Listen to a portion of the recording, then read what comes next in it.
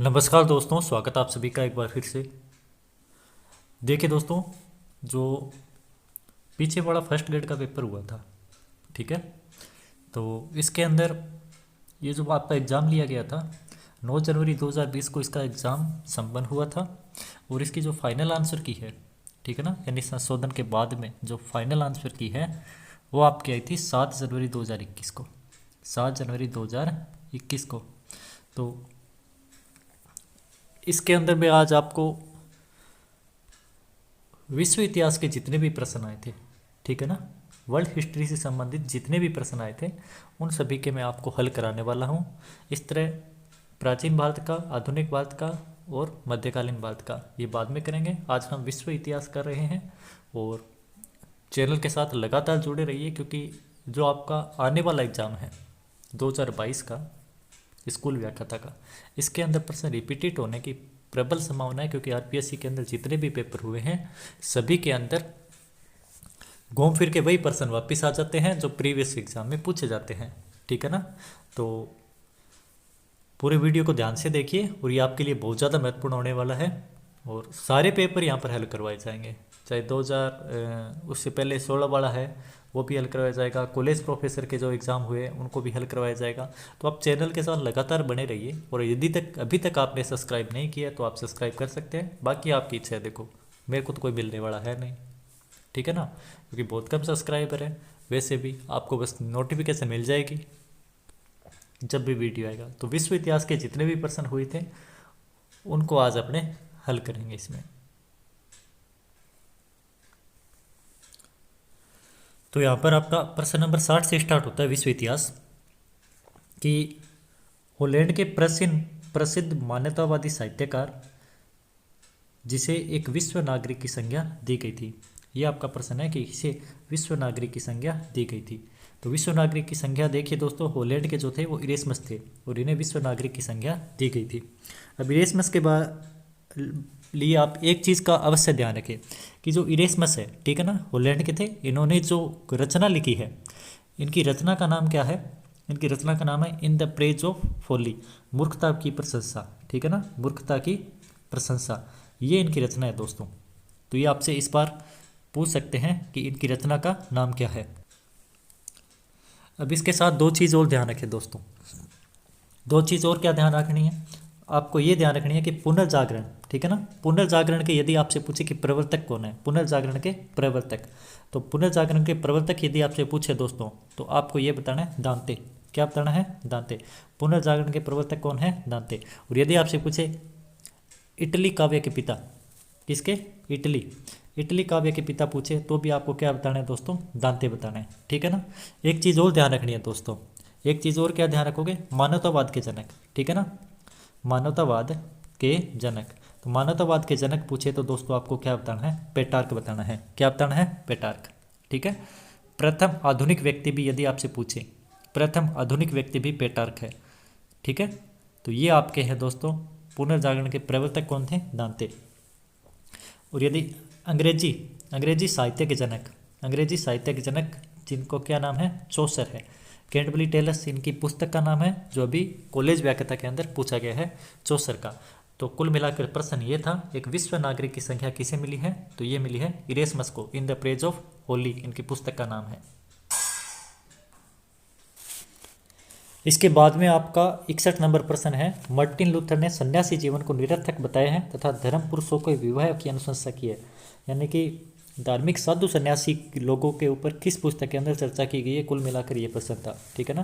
प्रश्न नंबर 61 जो है वो बताया गया धर्म पुरुषों के विवाह पर किस पुस्तक में अनुशंसा की गई है। तो आपका देखिए दोस्तों, इसके अंदर है ऑन द मोनास्टिक वोज, जो मोनास्टिक वोज है, ये तीसरा ऑप्शन, ये इनकी पुस्तक का नाम है। इसके अंदर इसने धर्म पुरुषों के विवाह की अनुशंसा की है। मार्टिन लूथर की बात करें दोस्तों, ठीक है ना, तो मार्टिन लूथर के बारे में आप एक चीज़ ध्यान रखेंगे दोस्तों कि इन्होंने 31 अक्टूबर 1517 को क्या दी थी? अपनी 95 थीसिस दी थी, 95 थीसिस, ठीक है ना, 95 अवधारणाएं। ये आपको ध्यान में रखना है मार्टिन लूथर के बारे में, ये आपके धर्म सुधार आंदोलन से संबंधित थे। इसके बाद में इसके बाद में ये पूछा गया है सितंबर टेस्टामेंट के नाम से किसे जाना जाता है। तो ये भी लूथर की पुस्तक है। सितंबर टेस्टामेंट के नाम से किससे जाना जाता है?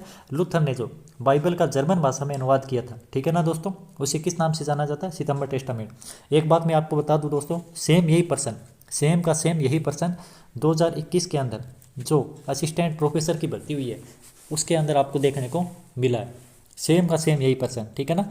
तो पर्सन के रिपीट होने की प्रबल संभावना है। और चैनल के साथ लगातार जुड़े रहिए। जो असिस्टेंट प्रोफेसर का पेपर है वो पूरा का पूरा मैं आपको हल कराऊंगा, ठीक है ना। प्रश्न नंबर 63 नंबर प्रश्न कि अंग्रेज सैनिकों और उपनिवेशकों के मध्य कौन सी लड़ाई 17 जून 1775 को लड़ी गई? बिल्कुल तारीख पूछी गई यहाँ पर। आपको जितने भी आप युद्ध पढ़ रहे हैं, ठीक है ना दोस्तों, युद्धों की आपको तारीख ध्यान होनी चाहिए। तो कौन सी लड़ाई लड़ी गई थी? बंकर हिल का जो युद्ध लड़ा गया था 1775 जून के अंदर लड़ा गया था। यह था आपका 63 नंबर प्रश्न। अमेरिका के क्रांति से संबंधित ये प्रश्न था। और जब अमेरिका क्रांति आपको पढ़ाई है उसके अंदर सीधा प्रत्यक्ष तौर पर आपको बताया है। प्रश्न नंबर 64, प्रश्न नंबर 64 है।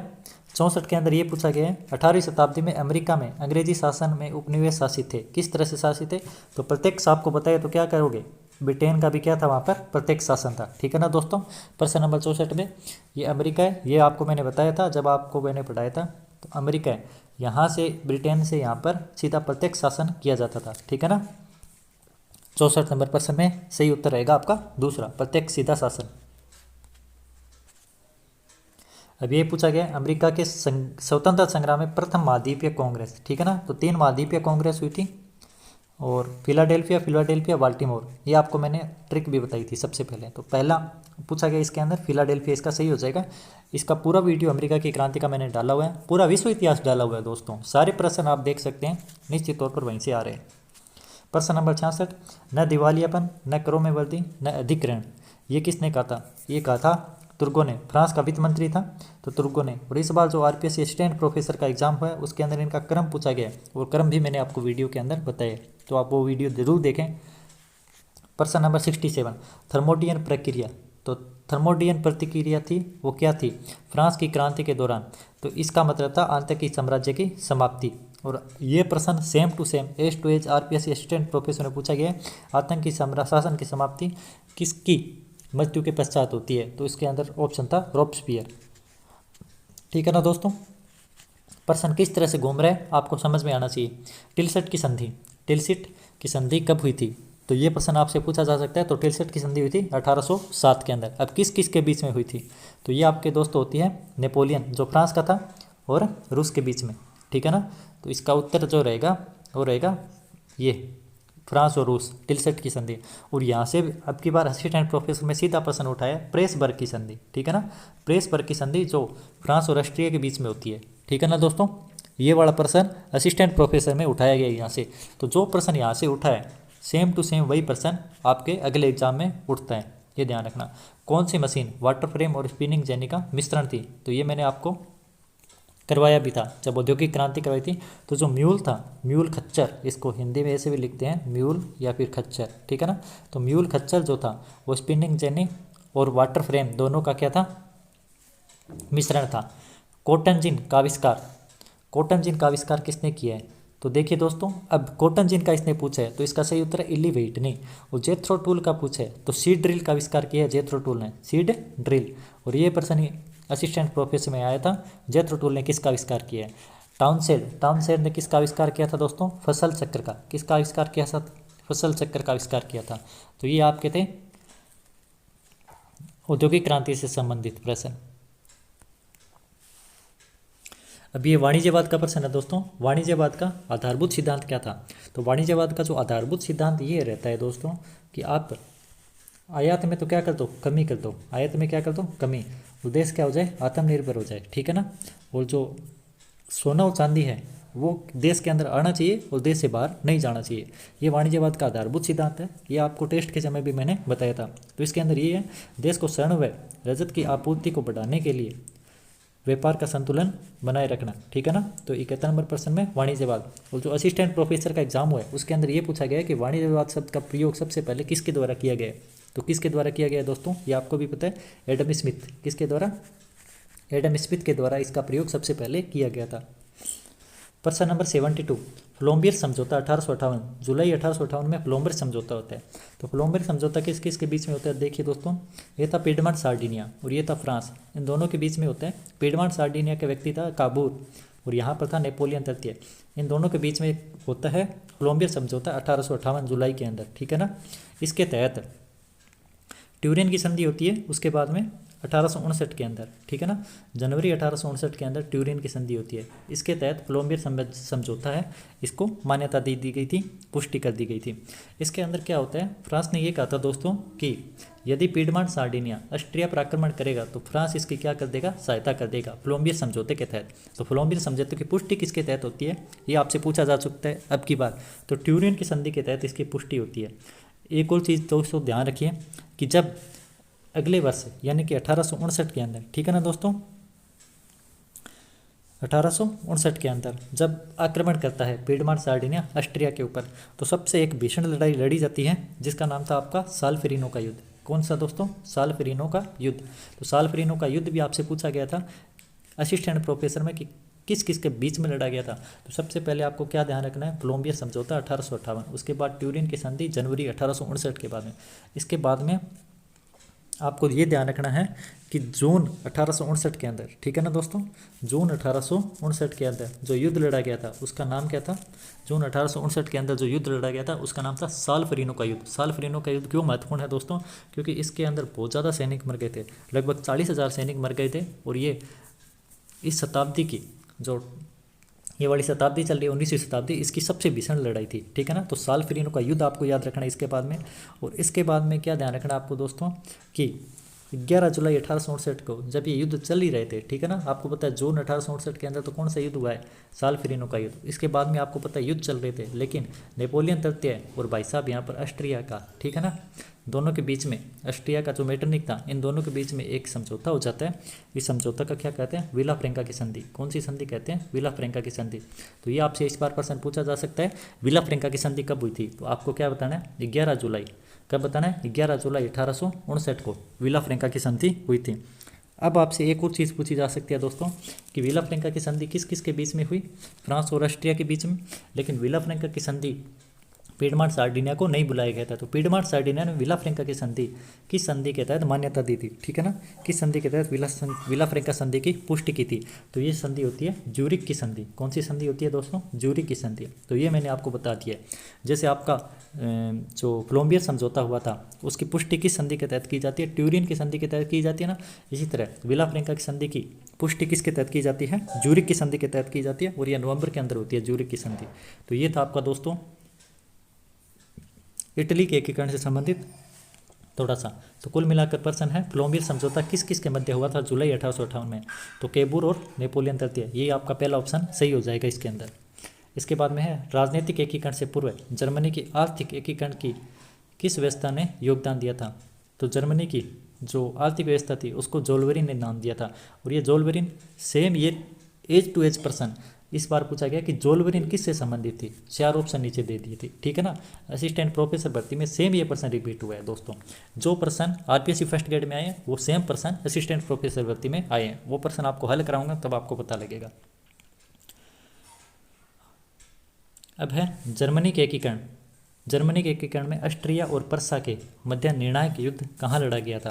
तो ये देखिए दोस्तों, थोड़ा सा देखिए दोस्तों, 2 युद्ध होते हैं, एक सेडोवा, ठीक है ना, एक तो सेडोवा का युद्ध और एक होता है सेडोन का युद्ध, ठीक है ना दोस्तों। ये होता है 1866 के अंदर आपका, और ये आपका होता है दोस्तों 1870 के अंदर। अब देखिए दोस्तों, सेडोवा और सेडोन 2 युद्ध होते हैं। सेडोवा जो युद्ध है दोस्तों, पहले आपका आता है सेडोवा, ठीक है ना। तो सेडोवा का जो युद्ध है दोस्तों वो होता है आपका प्रसा और ऑस्ट्रिया के बीच में। किस किस के बीच में होता है दोस्तों? प्रसा और ऑस्ट्रिया के बीच में। तो ये आपका ऑप्शन था कि ऑस्ट्रिया और पर्सा के बीच में जो युद्ध लड़ा गया था, ठीक है ना, वो किस किस के बीच में कौन सा युद्ध लड़ा गया था? तो सेडोवा का युद्ध। अब एक सेडोन का युद्ध होता है 1870 के अंदर। 1870 के अंदर कौन सा युद्ध होता है? सेडोन का युद्ध। तो सेडोन का जो युद्ध है वो किस किस के बीच में लड़ा जाता है? पर्सा और किस किस के बीच में लड़ा जाता है? फ्रांस, ठीक है ना। तो पर्सा और फ्रांस के बीच में युद्ध लड़ा जाता है, वो कौन सा युद्ध होता है? सेडोन का युद्ध। अब देखिए दोस्तों, थोड़ा सा यहाँ पर मैं आपको बताना चाहूँगा, क्योंकि उत्तर तो आपको हर कोई बता देगा, लेकिन उत्तर के साथ जब थोड़ी सी व्याख्या की जाए, ठीक है ना, मज़ा तभी आता है। इसलिए देखिए दोस्तों, ये आपसे प्रश्न पूछा जा सकता है कि सेडोवा का जो युद्ध था, ठीक है ना, तो सेडोवा के युद्ध, इसके बाद में संधि कौन सी होती है, तो ये आपको ध्यान रखना है दोस्तों, प्राग की संधि। कौन सी संधि होती है दोस्तों? प्राग की संधि। प्राग की संधि कब होती है? 23 अगस्त 1866 को होती है दोस्तों। इस संधि की आपसे तारीख पूछी जा सकती है, 23 अगस्त 1866। प्राग की संधि आपको ध्यान लगी। प्राग की संधि के तहत हुआ क्या था दोस्तों? तो प्राग की संधि के तहत दो चीज़ें आपको ध्यान में रखनी है। एक तो स्लेस्विग और होलिस्टाइन। तो स्लेस्विग और होलिस्टाइन पर प्रशा का अधिकार किस संधि के तहत माना गया? तो स्लेस्विग और होलिस्टाइन के तहत, प्राग की संधि के तहत ही प्रशा का अधिकार माना गया था। नंबर 2 चीज़ आपको ध्यान रखनी है, इटली को वेनेशिया की प्राप्ति। इटली को वेनेशिया की प्राप्ति किस संधि के तहत होती है? तो ये होती है प्राग की संधि के तहत, ठीक है ना दोस्तों। ये आपका था सेडोवा का युद्ध। सेडोवा के युद्ध के बाद में 1866 के अंदर सेडोवा का युद्ध होता है। हाँ, एक चीज़ और ध्यान रखेंगे दोस्तों, सेडोवा का जो युद्ध है, ठीक है ना, सेडोवा का युद्ध जो होता है आपका, इसको आपको बोलते हैं कि जो ये 7 सप्ताह का युद्ध। कौन सा युद्ध? 7 सप्ताह का युद्ध। 7 सप्ताह का युद्ध इसको बोला जाता है, ठीक है ना, तो ये ध्यान रखना। एक कोनिग्राज का युद्ध के नाम से भी इसको जानते हैं। कौन सा युद्ध है? कोनिग्राज का युद्ध। तो ये चीज़ें थी कुछ इंपॉर्टेंट आपको बताई। हाँ, अब आपको मैं बताता हूँ सेडोन का युद्ध। सेडोन का युद्ध भी आपको मैं बता रहा हूँ। तो सेडोन का युद्ध के बारे में भी आप थोड़ा सा ध्यान रखेंगे। हुआ कब था? 1870 में, ये आपको पता ही है, 1 सितंबर 1870 को होता है। हाँ, इसके अंदर ये आपको ध्यान में रखना है, सेडोन के युद्ध का तत्कालिक कारण क्या था? तत्कालिक कारण बहुत बार पूछा जा चुका है कि सेडोन के युद्ध का तत्कालिक कारण क्या था। फ्रांस और प्रशा के बीच में जो युद्ध हुआ था, सेडोन का युद्ध, इसका तत्कालिक कारण ये था कि स्पेन का उत्तराधिकार युद्ध, ठीक है ना। तो स्पेन के अंदर जो उत्तराधिकार का लेकर संघर्ष चल रहा था, उत्तराधिकार का प्रश्न था, ठीक है ना, इसी को लेकर हुआ था। और एम्स के तार, यहाँ पर एक प्रमुख घटना घटती है जो है एम्स के तार, ठीक है ना, एम्स के तार। तो ये भी आपको बताया था मैंने। तो ये प्रश्न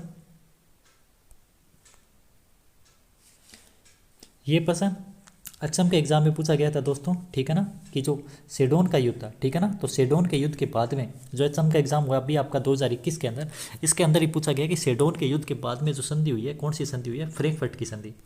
कौन सी संधि हुई है? फ्रैंकफर्ट की संधि। और सेडोवा के युद्ध के बाद में कौन सी संधि थी? प्राग की संधि। और सेडोन के युद्ध के बाद में फ्रैंकफर्ट की संधि। तो असम के एग्जाम में क्या पूछा गया था दोस्तों कि फ्रैंकफर्ट की जो संधि है, ठीक है ना, फ्रैंकफर्ट की संधि, तो फ्रैंकफर्ट की संधि कब हुई थी? ये प्रश्न एचएम के एग्जाम में आपसे पूछा गया था। तो इसका सही उत्तर है 10 मई 1871। 10 मई 1871 ये संधि आपको पूछी गई थी कि फ्रैंकफर्ट की संधि कब हुई थी। तो आपको ये पता रखना है कि फ्रैंकफर्ट की संधि 10 मई 1871 को ये। अब देखिए दोस्तों, फ्रैंकफर्ट की संधि के तहत क्या हुआ? अल्सास और लोरेंस का जो प्रदेश है, ठीक है ना, ये कहाँ पर आ जाएगा? जर्मनी में, ठीक है ना, जर्मनी इस पर अधिकार कर लेगा। और इसी अल्सास लोरेंस के लिए प्रथम विश्व युद्ध की प्रमुख घटना होती है, जो महत्वपूर्ण कारणों में से एक मानी जाती है। तो मेरे हिसाब से आपको समझ में आ गया होगा। और जो सेडोन का युद्ध हुआ था, ठीक है ना, इसके तहत ही इटली को रोम की प्राप्ति हुई थी। हालांकि इटली इससे तटस्थ रहा था, ठीक है ना, लेकिन जैसे ही फ्रांस ने यहाँ से सेना हटाई थी, तो सेडोन के युद्ध के कारण ही आपको इटली को रोम की प्राप्ति होती है।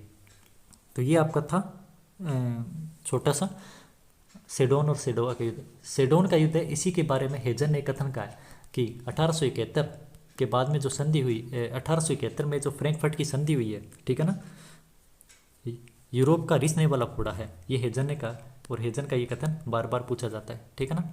एक लिप्सन का कथन है, ठीक है ना दोस्तों, जो लिप्सन का कथन है कि आपको मैंने अभी अभी बताया था थोड़ी देर पहले कि जब पिडमांट सार्डिनिया और ऑस्ट्रिया के बीच में जो युद्ध है, ठीक है ना, ये हो रहा था, ठीक है ना, तो एक संधि हो जाती है जो फ्रांस और ऑस्ट्रिया के राजा के बीच में होती है, मेटरनिक के बीच में होती है, नेपोलियन रहती है, ठीक है ना। इस संधि के तहत जो दोनों के बीच संधि हुई थी, ठीक है ना, विला फ्रैंका वाली, तो इस संधि के लिए लिप्सन महोदय का कथन है कि जशन का प्याला होठों से लगा ही था, जशन का प्याला होठों से लगा ही था कि गिरकर चकनाचूर हो गया। तो ये भी आपको ध्यान में रखना है। अब अमेरिका ने प्रथम विश्व युद्ध में भाग कब लिया था? 75 नंबर प्रश्न है, इसका उत्तर है दोस्तों 4। 1917 में भाग लिया था। और इटली का पूछे इस बार, ठीक है ना, तो इटली का ने भाग कब लिया था दोस्तों? 1915 में लिया था। दोनों का आपको ध्यान में रखना है। 76 नंबर प्रश्न, प्रथम विश्व युद्ध में हुए गठबंधनों को सुमेलित कीजिए, ठीक है ना दोस्तों। 76 नंबर प्रश्न है, इसमें देखिए क्या है दोस्तों, ट्रिपल अलायंस जो बना था, ठीक है ना, ट्रिपल अलायंस 1882 में बना था। और आरपीएससी फर्स्ट ग्रेड की अपनी जो टेस्ट सीरीज चल रही है इसके अंदर मैंने सेम यही डाले हैं सारे। इंग्लैंड फ्रांस की संधि कब हुई थी दोस्तों? इंग्लैंड फ्रांस की संधि हुई है 1904 के अंदर, ये इंग्लैंड और फ्रांस की संधि हुई है। इसके बाद में रूस और फ्रांस की संधि कब हुई है? रूस और फ्रांस की संधि हुई है दोस्तों 1894 के अंदर।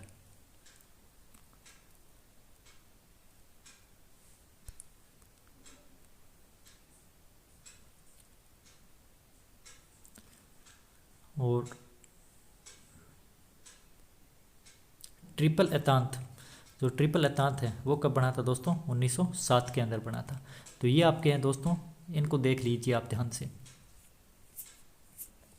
तो आप ट्रिपल अलायंस ये बना था आपका 1882 में। तो आपका 1882 ए का पहला, तो ए का पहला ये आ रहा है। और ट्रिपल एतांत 1907 डी का चौथा।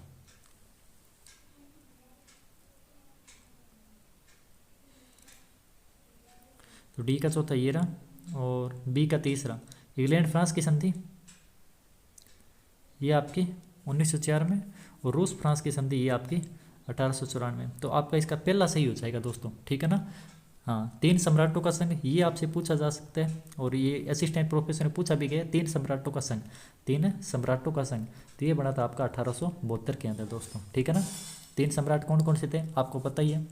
तो जर्मनी, रूस और वो इटली वाला, ठीक है। जर्मनी, रूस और ऑस्ट्रिया वाला, ये 3 सम्राट थे और 1872 में ये बने थे।